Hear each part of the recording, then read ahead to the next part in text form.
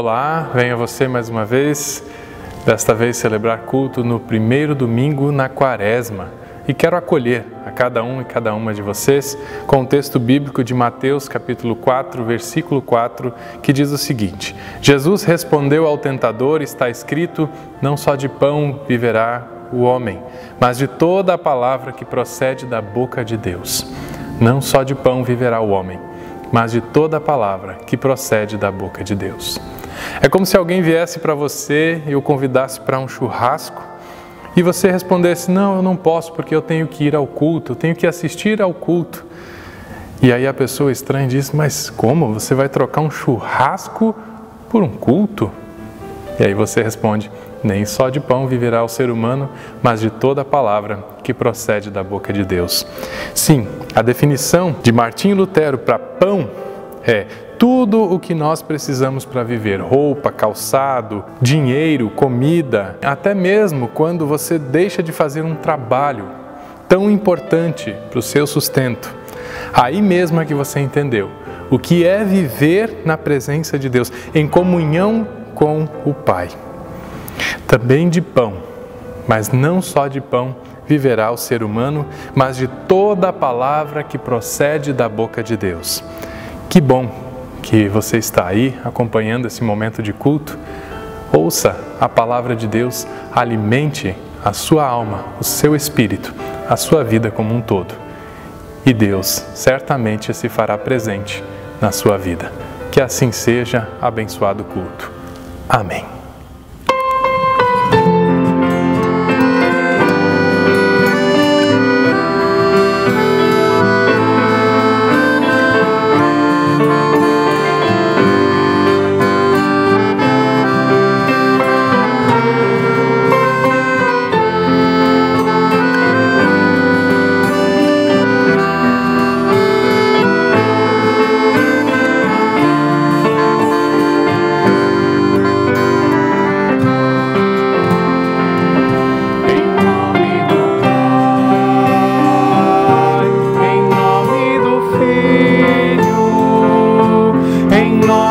Espírito Santo, estamos aqui,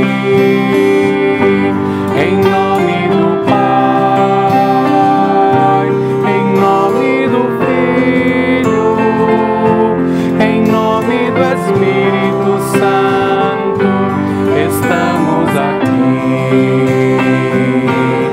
Para louvar e agradecer, bendizer.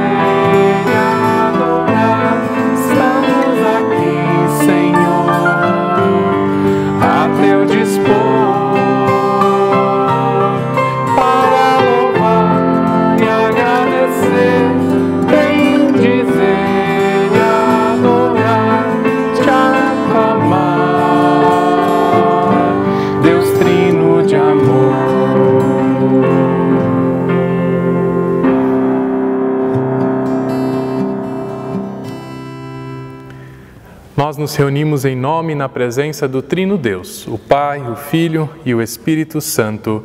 Amém. O nosso auxílio, o nosso socorro vem do Senhor, que fez o céu e a terra. Nós pedimos perdão ao nosso Deus e também queremos orar por esse momento de culto, esta celebração e a palavra de Deus que ouviremos logo mais. Oremos. Querido e amado Deus, nós nos reconhecemos como pecadores e pecadoras, e pedimos pelo Teu perdão. Purifica o nosso ser e prepara o nosso coração como terra fértil para aquilo que Tu queres nos dizer neste culto, nessa celebração, de forma virtual. Fala a nós, Senhor, transforma a nossa vida, transforma o nosso ser.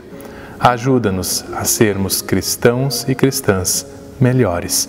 Por Teu Filho Jesus Cristo, que contigo e com o Espírito Santo vive e reina hoje e sempre. Amém.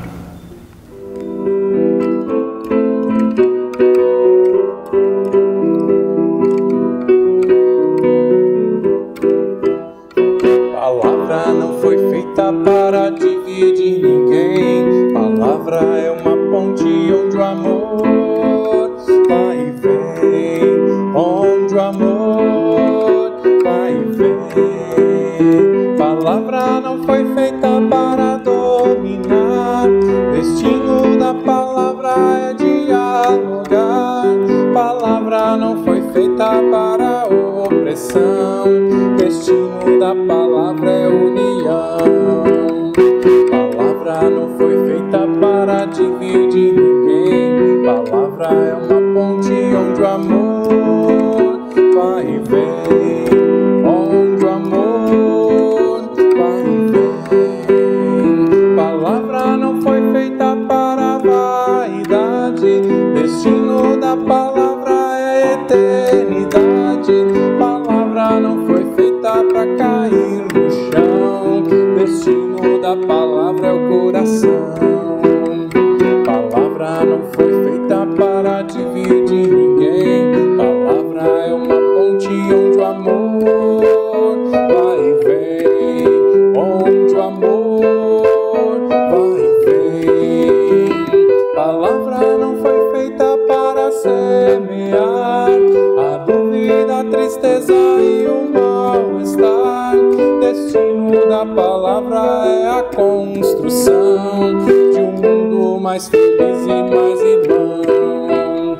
Palavra não foi feita para dividir ninguém. Palavra é uma ponte onde o amor vai e vem, onde o amor vai e vem.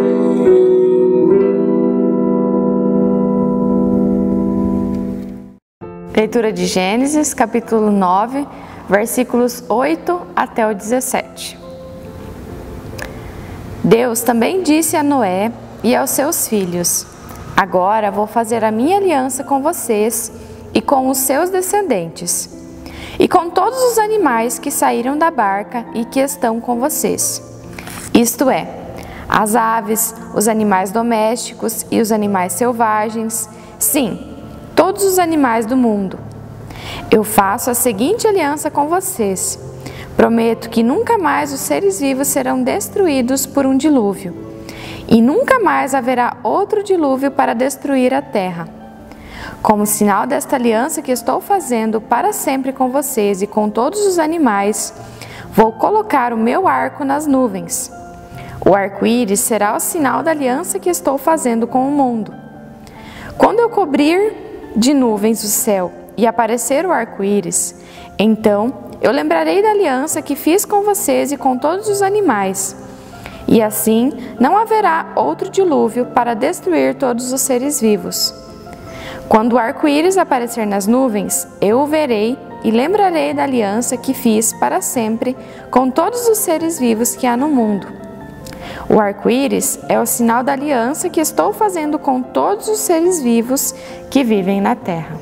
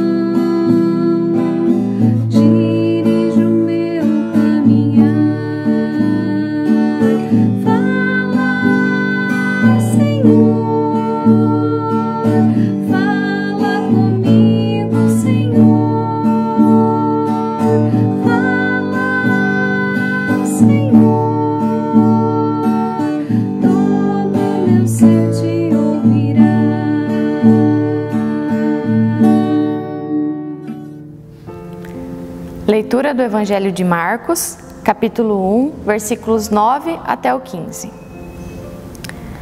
Nessa ocasião, Jesus veio de Nazaré, uma pequena cidade da região da Galileia, e foi batizado por João Batista no Rio Jordão. No momento em que estava saindo da água, Jesus viu o céu se abrir e o Espírito de Deus descer como uma pomba sobre ele. E do céu veio uma voz que disse: Tu és o meu filho querido e me dás muita alegria.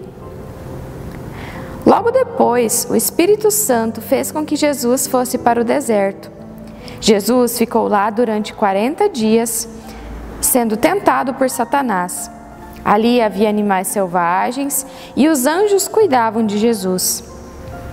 Depois que João foi preso, Jesus seguiu para a região da Galileia e ali anunciava a boa notícia que vem de Deus. Ele dizia: chegou a hora e o reino de Deus está perto. Arrependam-se dos seus pecados e creiam no Evangelho. Até aqui, palavra do Senhor. Eu convido a nós ouvirmos da primeira carta de Pedro, no capítulo 3, os versículos 18 até o 22. Pois o próprio Cristo sofreu uma vez por todas pelos pecados, um homem bom em favor dos maus, para levar vocês a Deus. Ele morreu no corpo, mas foi ressuscitado no Espírito. E no Espírito foi e pregou aos espíritos que estavam presos. Estes eram os espíritos daqueles que não tinham obedecido a Deus quando ele ficou esperando com paciência nos dias em que Noé estava construindo a barca. As poucas pessoas que estavam nela, 8 ao todo, foram salvas pela água. Aquela água representava o batismo que agora salva vocês. Esse batismo não é lavar a sujeira do corpo, mas é o compromisso feito com Deus, o qual vem de uma consciência limpa. Essa salvação vem por meio da ressurreição de Jesus Cristo, que foi para o céu e está ao lado direito de Deus, governando os anjos e as autoridades e os poderes do céu. Até aqui, o texto de 1 Pedro, que a graça e a paz daquele que era, que é e que há de vir esteja com cada uma de vocês. Amém. Irmãs e irmãos em Cristo Jesus, quantas vezes, desde o começo da pandemia, você escutou a frase "fique em casa"? Não dá nem para contar, né? Essa frase gerou muitas divergências de opiniões, revoltas, críticas, quase como uma tendência do nosso tempo de polarização. Depende de quem fala, né? Acontece que a maioria da nossa população ainda vive hoje numa situação tal que, se ficarem em casa, morrem de fome. É quase como se sair o bicho pega e se ficar o bicho come, e o bicho muda de rosto. Muitas vezes pode ser a pandemia, outra vez pode ser a fome ou a depressão, a falta de solidariedade e compaixão das pessoas, ou até mesmo falta de políticas públicas que garantam direitos básicos dos cidadãos e assim por diante. Cada lado terá suas defesas. Mesmo assim, nós ouvimos insistentemente a frase "se puder, fique em casa". Aqui foi acrescentado um "se puder". Mudou um pouco o tom. Fato é que é bom estar em casa. Mas a nossa casa pode não ser só aquele lugar que nos abriga da chuva, do sol e onde nós temos o tempo de descanso. A nossa casa, o nosso lar, é sempre o lugar onde nós nos sentimos bem e seguros. Sabe aquela sensação de voltar para casa depois de vários dias de férias que foram boas, mas sempre tem aquela frase que diz assim: nada como a minha casa. Nada como a minha cama, nada como o meu sofá. Enfim, lar, casa é onde nós nos sentimos assim. E se consideramos a nossa comunidade de fé como nossa casa, devemos poder dizer: nada como a minha comunidade, nada como a minha igreja. Ou então, o país, quando a gente volta depois de um período no exterior, poder dizer: nada como o meu país, a minha pátria, estou em casa. Nós estamos no início da Quaresma. Jesus partiu para o deserto. E por isso, lembramos dos períodos de deserto que nós também passamos na nossa vida.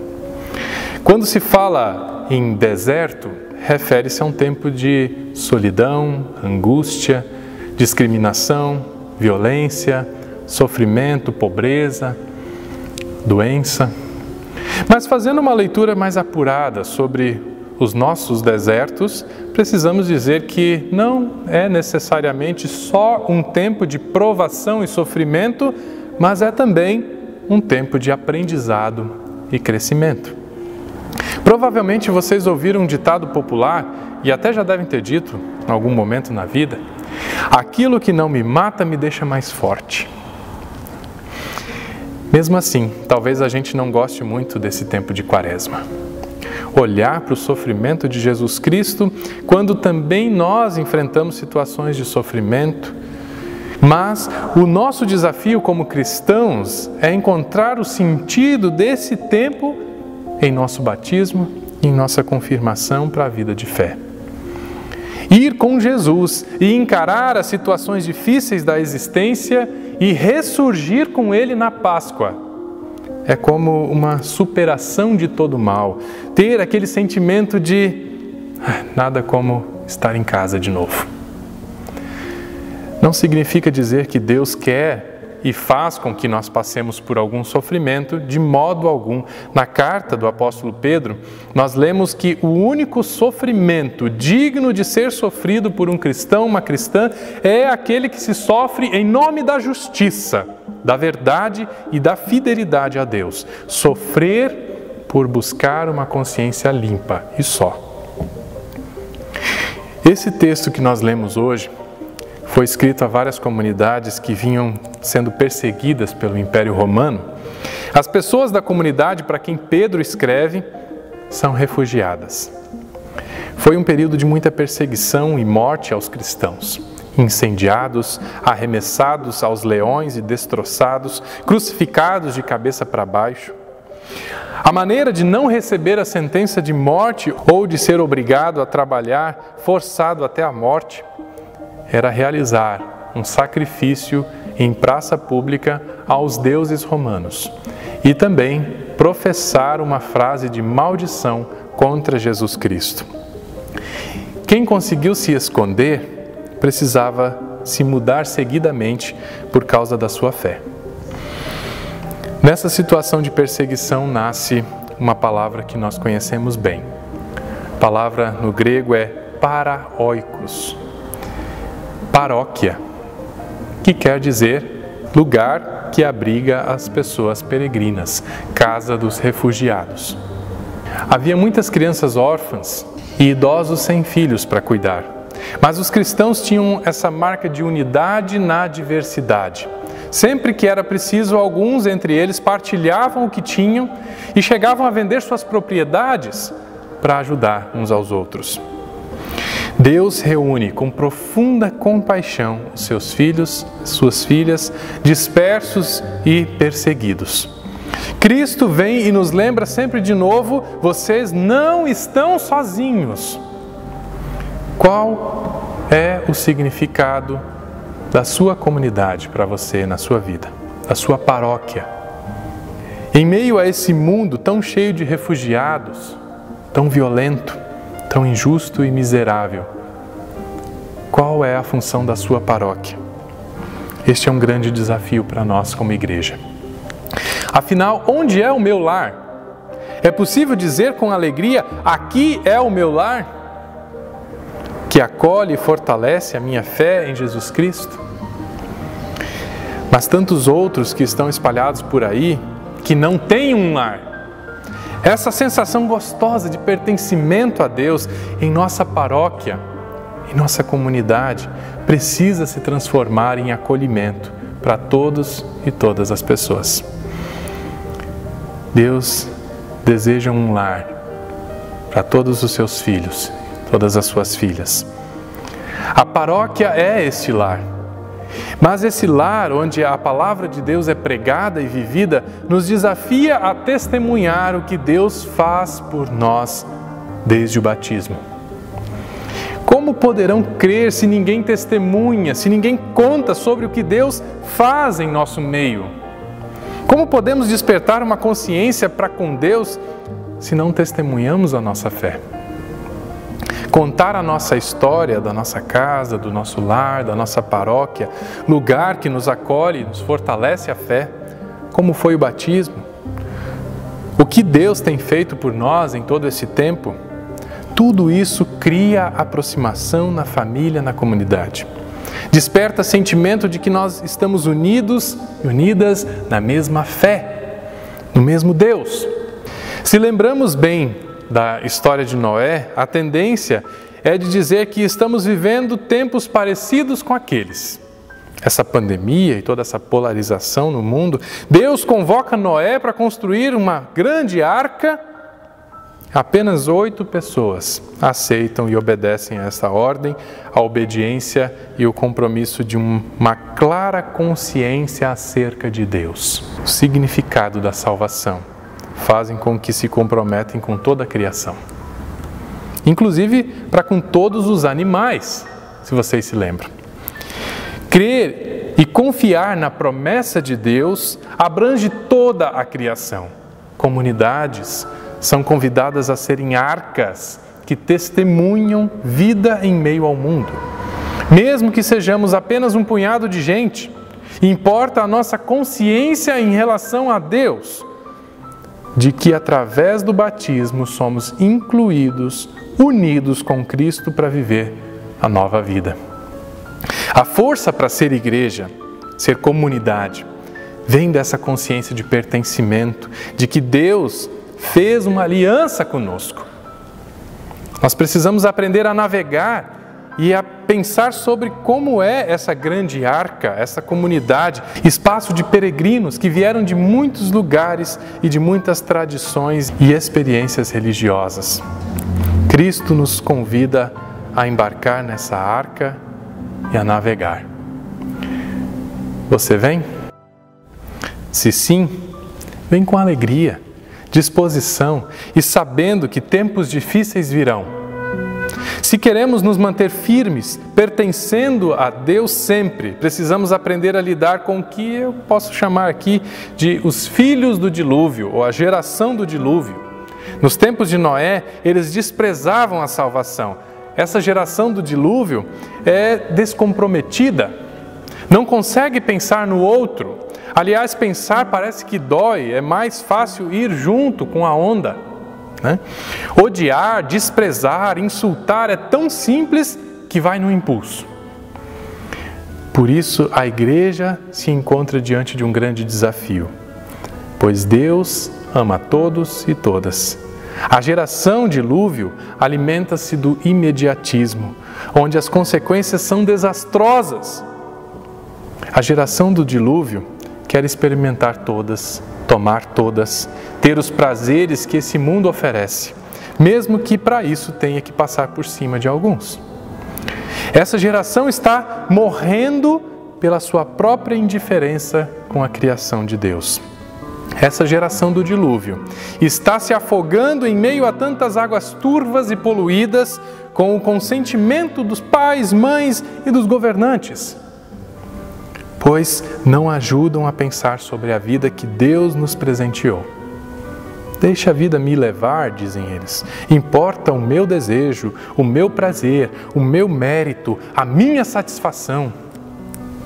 Querida comunidade, casa de Deus, o que faremos? Nós somos peregrinos, sentimos-nos estranhos diante desse mundo. Ao mesmo tempo, somos despertados dessa consciência para com Deus, de pertencimento, de fazermos parte do reino dos céus. O que faremos na família, onde precisamos lidar com pessoas que são dessa geração do dilúvio e que não querem mais saber da comunidade, da igreja? Como lidar com a geração do dilúvio que não pensa, está se afogando nas águas turvas oferecidas pela mídia e por alguns formadores de opinião? Mas ouçam o que Deus disse para Jesus e diz também para você no ato do batismo. Tu és o meu filho amado e eu te desejo para sempre. Tu és o meu filho amado e eu te desejo para sempre. Marcos capítulo 1, versículo 11. Nós somos irmãos e irmãs de Jesus. Logo, somos comprometidos através do nosso batismo. Somos família de Deus. A igreja, a paróquia, é o nosso lar. Quaresma é tempo de conhecer e entender essa geração da qual fazemos parte. Compreender que somos perseguidos pela indiferença, apatia, ganância e individualismo. O desafio da igreja é ajudar as pessoas a pensarem para que não sejam afogadas pelo espírito da geração do dilúvio, presente em nosso tempo. Quaresma é um caminhar pelas águas turvas deste mundo, de aproximação da realidade que ofende e agride o Criador. Só haverá Páscoa, vida nova, passando pela experiência da Quaresma, do deserto. Quem vive a Quaresma certamente saberá o sentido da Páscoa lá adiante. Que Deus ilumine a nossa comunidade para que navegue com determinação e seja um lar, uma casa e também um espaço de orientação a todas as pessoas. Amém.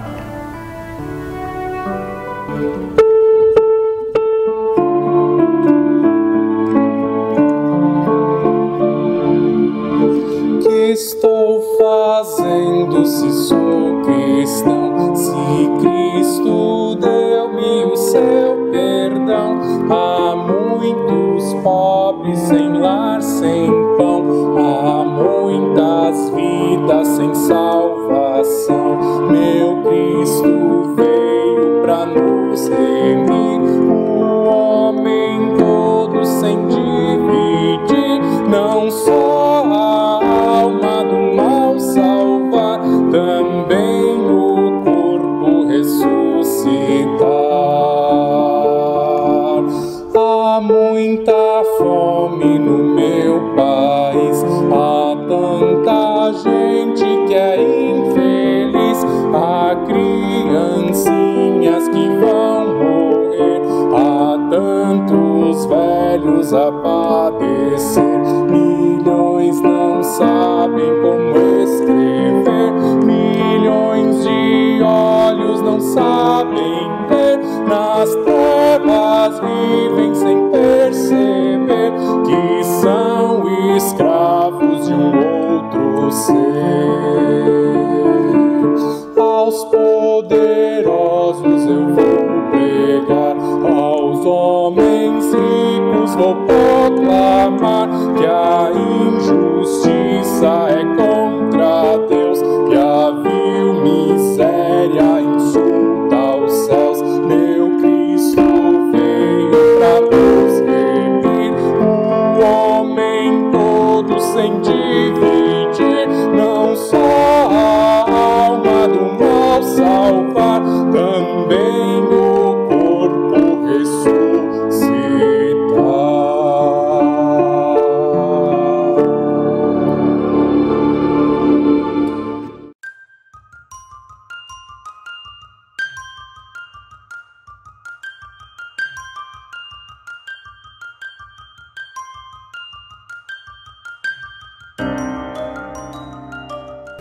Chegamos ao nosso momento de oração final desse culto e eu gostaria de aproveitar esse momento para fazer uma rápida e singela homenagem, mas que é de coração, para uma pessoa que foi muito importante na minha vida e que não vive mais.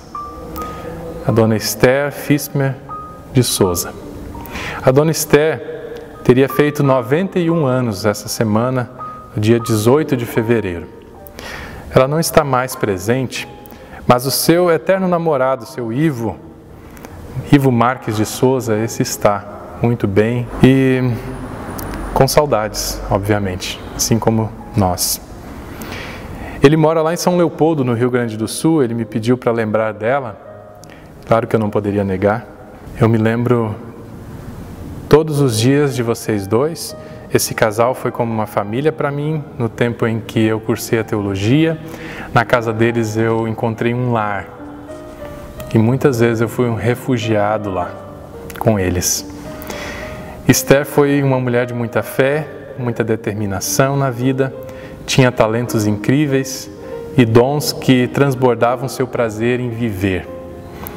Ela me mostrou muitas vezes como a felicidade está nas coisas simples da vida. Hoje ela está descansando em casa junto ao Pai dela, o nosso Deus. Que ela descanse em paz e que voltemos a nos encontrar um dia. Seu Ivo, um abraço bem forte para você. A morte é só mais um passo rumo à eternidade. Eu estou ansioso para um dia novamente comer aquela galinhada que só ela sabia fazer, aquele bacalhau maravilhoso, aquele churrasco que eu até repeti o prato, mas não se conta o que come, né, seu Ivo?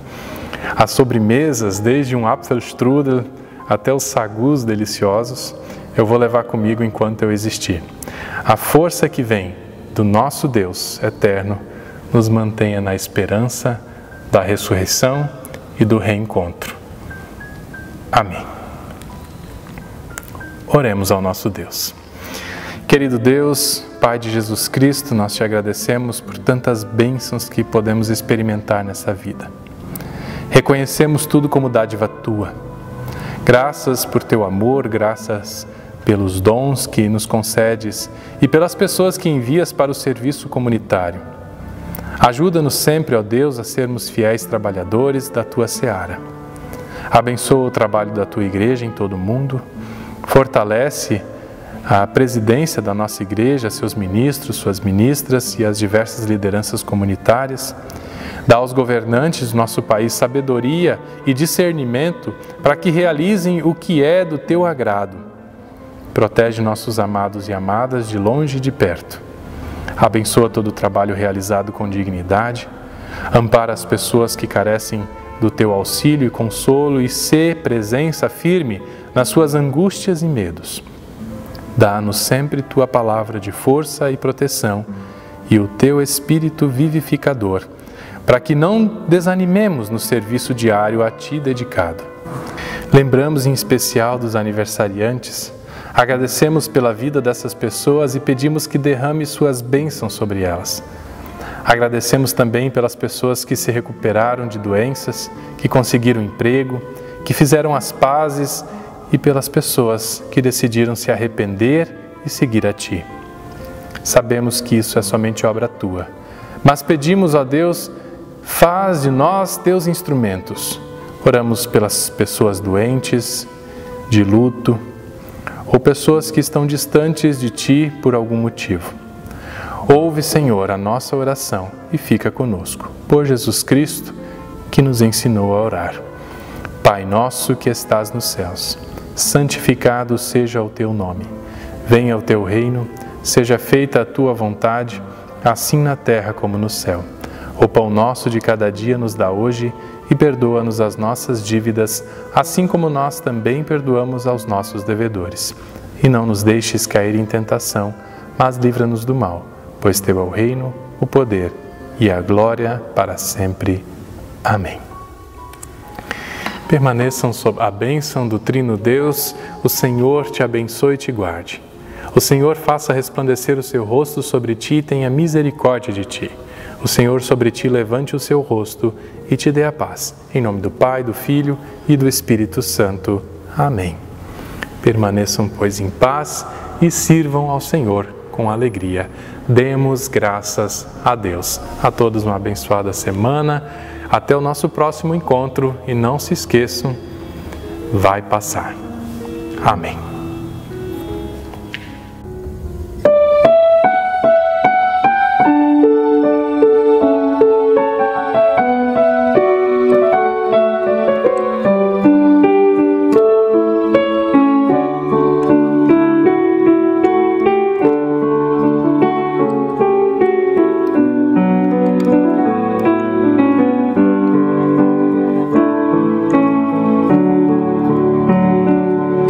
Da